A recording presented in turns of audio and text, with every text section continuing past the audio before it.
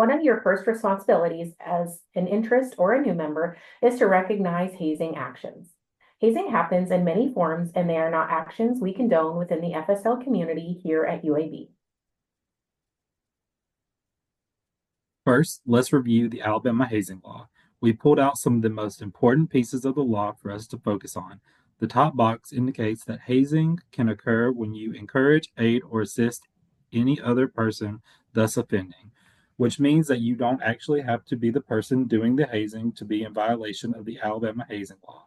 So, if you are doing something like handing the person hazing items, cheering them on, or assisting them in any way, you are also violating the Alabama hazing law. Next, the law says that this can happen on or off school or university premises. So you can be in violation of the law if you are committing an act of hazing, no matter the location.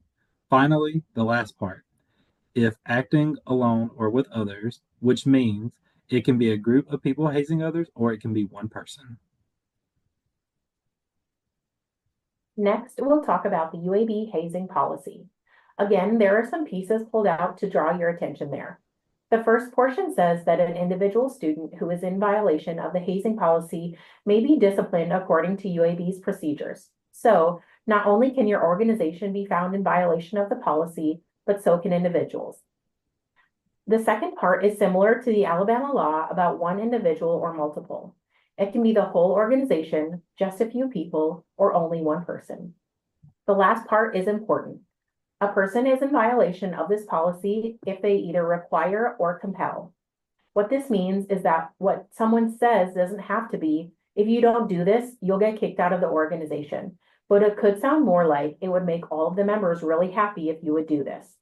What happens here is even though there isn't a specific directive and punishment, that phrase compels someone because there is an implied consequence. Because of the power dynamics that exist in fraternities and sororities between active and new members or interests, the new members or interests will feel compelled to complete whatever task is asked of them. These next two slides are examples of how hazing can occur and some of the more common instances you might hear about or potentially experience. Please note that these examples are not all inclusive and hazing can take many forms. So, what is considered hazing? Actions that interfere with the academic process. Your organization should not prohibit you from participating fully in your academic experience. This means going to class, having enough time to complete assignments, and supporting you academically. Causes a member to violate UAB Student Code of Conduct policies and local and state laws. No organization should encourage any of their members to be violating any policies or laws or requiring them to do any actions that will lead them to violate policies or laws. Requires or pressures a member to consume or ingest alcohol, food items, non-food items, or liquids. You should not be asked or compelled to ingest anything. This does not just include alcohol, but also includes other items that could be gross or dangerous. Prevents a member from securing normal amounts of sleep. All human beings need to sleep. No organization should have meetings or events that go late and then also require you to be at early morning events, or don't excuse you from late events when you have an early morning commitment. Sleep deprivation from hazing has unfortunately led to many tragic consequences. Requires a member to perform personal services for any member, regardless of membership status.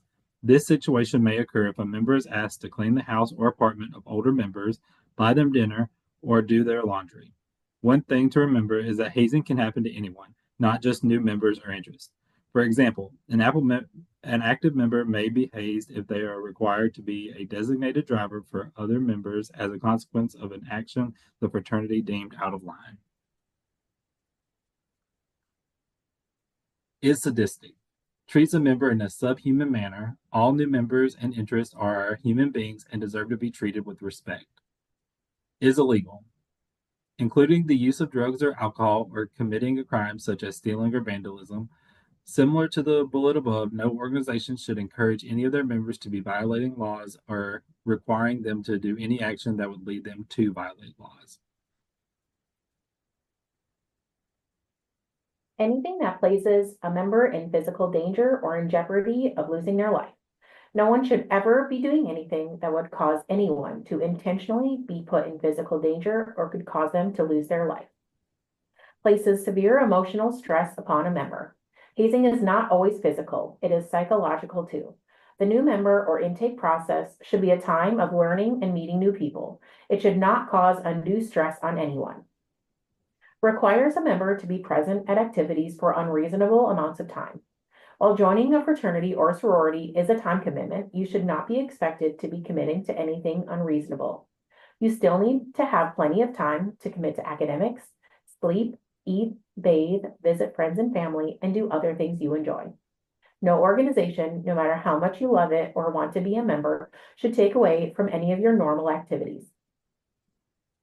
Requires an unreasonable amount of time commitments per week to member activities. Similar to above, you should still be able to maintain your regular life outside of your organization. A typical amount of hours to commit to an organization weekly would be around 3 to 4. If you're in a leadership position or are planning for a big event, that number might be closer to 10. But if you are being asked to commit to more than that, that could be a red flag. Requires members to meet with or learn insignificant information about other members in order to be initiated, continue with the new member or intake process, learn a leadership position, or others. This is another example that shows that it isn't only new members or interests that can get hazed. You may be asked to learn about your local and national history, founders, values, etc. But no one should be asked to memorize the names of each of your active members' grandparents, or the first car they drove, or their favorite color. Knowing this information does not prove someone is a good member, and they should not be expected to know or memorize any information that is insignificant to the process. Again, this information is in no way all-inclusive. We could have 50 slides on examples and still not cover it all.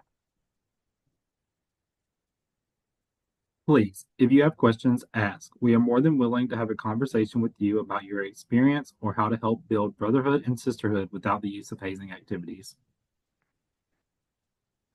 If you ever do experience hazing or hear of hazing happening, please report it.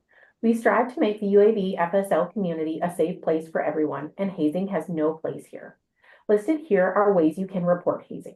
If you choose to report anonymously, please make sure to include all details because we cannot follow up with individuals who do report anonymously.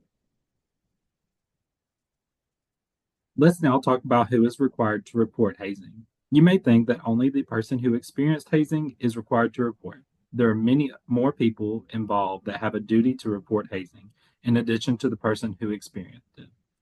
The person who committed the hazing, the person who knew about it beforehand but didn't stop it, the person who heard about it after the fact, the person who observed the hazing, regardless of whether or not they participated. If you're wondering if some of the things you may experience could be considered hazing, we want you to ask yourself some of these questions to help you determine the answer. Am I doing anything illegal? Am I being asked to keep these activities a secret? Would we get in trouble if a UAB administrator walked past and saw us? Does my participation in this activity violate my values or those of my organization? Would I feel comfortable participating in this activity if my parents were watching? Are we humiliating anyone with this activity? Is this causing emotional or physical distress to myself or others? If a video of this activity were shared on social media or the news, would we get in trouble or feel terrible about it? If the answer to any of these questions is yes, please rethink the activity you are doing or your participation in the activity. Finally, we also want to make you aware of the consequences of false reporting. On this slide are both the UAB Student Code of Conduct policy and the Alabama state law. As you see in the pulled out sections, if your intent is to deceive or mislead, or you knowingly make a false report, you can be found in violation of UAB's policies and Alabama law. Making a false report is not funny, and reports should only be made with factual information.